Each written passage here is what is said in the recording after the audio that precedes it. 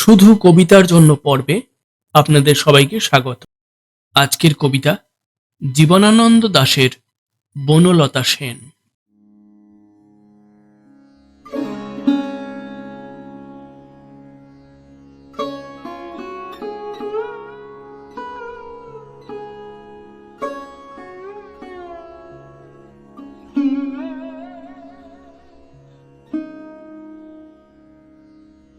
হাজার বছর ধরে আমি পথ হাঁটিতেছি পৃথিবীর পথে, সিংহল সমুদ্র থেকে নিশীথের অন্ধকারে মালয় সাগরে।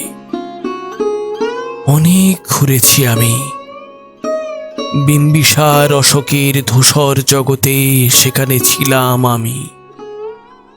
আরো দূর অন্ধকারে বিদর্ভ নগরে আমি ক্লান্ত প্রাণ এক। চারিদিকে জীবনের সমুদ্র সফেন, আমারই দুদণ্ড শান্তি দিয়েছিল নাটোরের বনলতা সেন। চুল তার কবেকার অন্ধকার বিদিশার নিশা, মুখ তার শ্রাবস্তির কারুকার্য। অতি দূর সমুদ্রের পর হাল ভেঙে যে নাবিক হারাইছে দিশা। সবুজ ঘাসের দেশ যখন সে চোখে দেখে দারুচিনি দ্বীপের ভিতর, তেমনি দেখেছি তারে অন্ধকারে। বলেছে সে,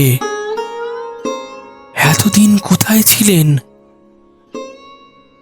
পাখির নীরের মতো চোখ তুলে নাটোরের বনলতা সেন।